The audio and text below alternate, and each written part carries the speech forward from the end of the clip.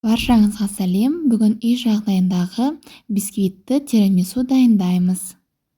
Бұл рецепттің ерекшелігі сізге аз уақыттың ішінде үлкен отбасыға арнап торт пісіресіз және де тортқа арналған форманың қажеті болмайды. Өте дәмді, тіл үйіретін тирамису пісіреміз. Менімен бірге болыңыздар және міндетті түрде жасап көріңіздер. Тап-таза құрғақ ыдысымызға жұмыртқаның ағысы мен сарысын бөліп аламыз.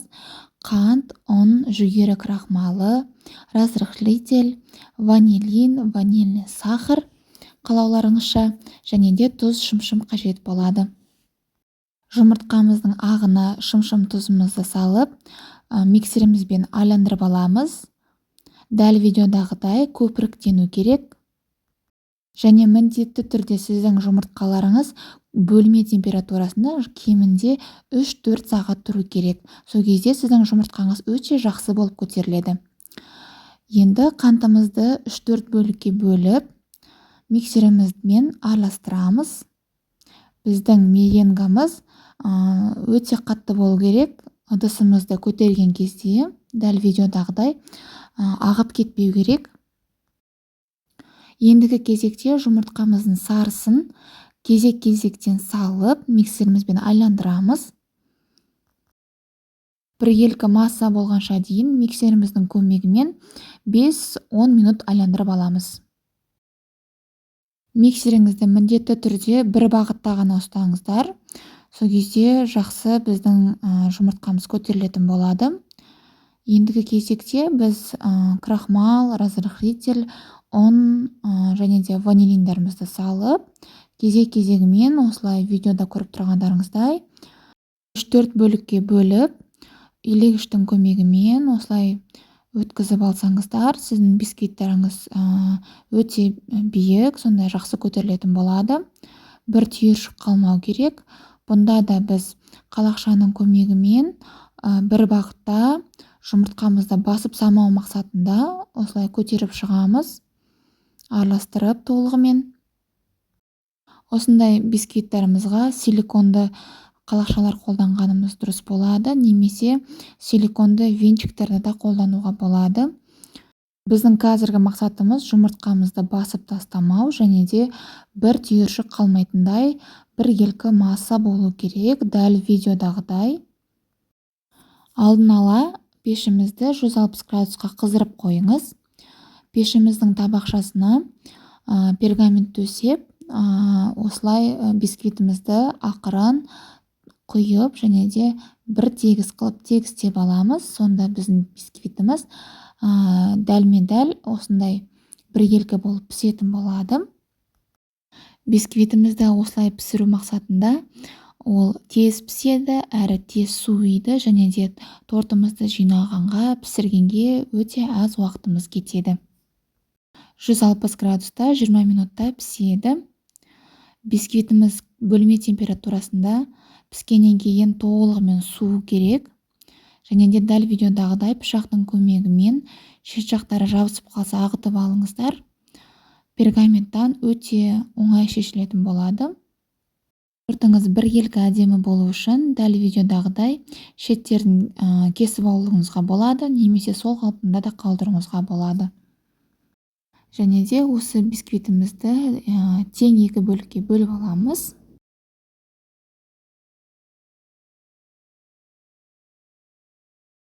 Ал креміне мен маскарпоне ірімшігін қолдандым. Ал сіздер сүзбелі ірімшікті де қолдана берсеңіздер болады. Және де міндетті түрде қаймақ, қантты ұнтақ қосылады. Алдымен барлық заттарыңыз тоңазытқышта жоқ дегенде 4-5 сағат тұру қажет. Оның ішінде ыдыстарыңызда, миксердің тішелері де кем дегенде 3-4 сағат тоңазытқышта тұрса, креміңіз өте жақсы дайындалатын болады. Алдымен осы маскарпоне ірімшігімізге қантты ұнтағымызды салып, миксердің көмегімен толығымен біркелкі масса болғанша дейін айландырып аламыз. Ескерте кететін жайт, мұнда да сіздің ыдысыңыз тап-таза құп-құрғақ болуы қажет, міндетті түрде бір тамшы су болмау керек. 33% қаймақты құямыз. Ал қаймағымыз жоқ дегенде жарты күн тоңазытқышта тұру керек, сонда креміміз жақсы көтерілетін болады. Қаймақты құйғаннан кейін 2-3 минут сайын миксеріміздің қуатын арттырып отырыңыздар, сонда біздің қаймағымыз жақсы взбиваться етілетін болады. Дәл видеодағыдай осындай крем шығады. Бұл кремді көпті де взбивать етуге болмайды, өйткені майы шығып кетеді. Ал енді пропиткасын дайындаймыз. Ол үшін 200 мл бөлме температурасындағы суымызға 3 чай қасық кофемізді салып, қалауыңызша қант салып, жақсылап араластырамыз. Ал бағанағы дайын болған кремімізді тең 2 бөлікке бөліп, айлық үшін кондитерлік қапқа салып аламыз. Ол болмаса түк етпейді. Әрлеу жағы ол әркімнің қалауына байланысты. Енді мен үшін өте қызықты сәттердің бірі ол тортымызды жинау. Осылай пропиткамызды қасықтың көмегімен де пропиткамызды құйып, толығымен өздеріңіздің қалауларыңызша. Біреулері пропитканы көп болғанын қалайды, екіншілері ондай дымқыл торттарды ұнатпайды. Сондықтан да барлығы сіздердің қалауларыңызша. Біздің отбасымыз орта көлемінде пропитканы қалайды, сондықтан да мен осыншай көлемінде оны құямын. Кремді әркімнің өзінің қалауына байланысты тағы да мен осылай әрледім, ал сіздер әрине өздеріңіздің қалауларыңызша әрлей бересіздер. Бисквитіміздің екінші бөлігіне тура солай пропиткамызды құйып, кремімен әсемдейміз. Мен бұл тортты классикалық түрде әсемдедім. Сіздер әртүрлі әрлеулер жасауларыңызға болады. Егер де туған күндер болса да жазуларды жазып, топперларды кіргізіп, немесе де жеміс-жидектермен, біреуге шоколадтар ұнайды, солай жасауларыңызға болады. Ал мендегі классикалық түрінде какаоны үстінен илегіштен өткізіп, үстінен сеуіп қоямыз. Дайын болған тортымызды жоқ дегенде бір түнге тоңазытқышқа қойып қойсаңыздар, тортымыз өте керемет болып шығады.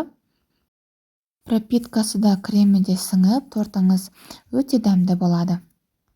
Бұл торттың универсалдығы өте әртүрлі әрлеулер қолдануға болады. Мен осындай түрін қолдандым. Әрине әркімнің өзінің идеясына байланысты. Бұл бізге түнгі шайға арналған шай болды, сондықтан да өте қарапайым осындай әрлеу болды. Әркімнің өзінің қалауынша әрлей бересіздер әрине.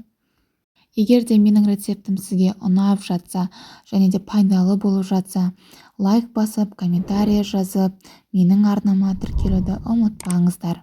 Міндетті түрде бұл тирамису тортын жасап көріңіздер. Бұл тортымыз өте қолжетімді заттармен жасалады. Ас болсын!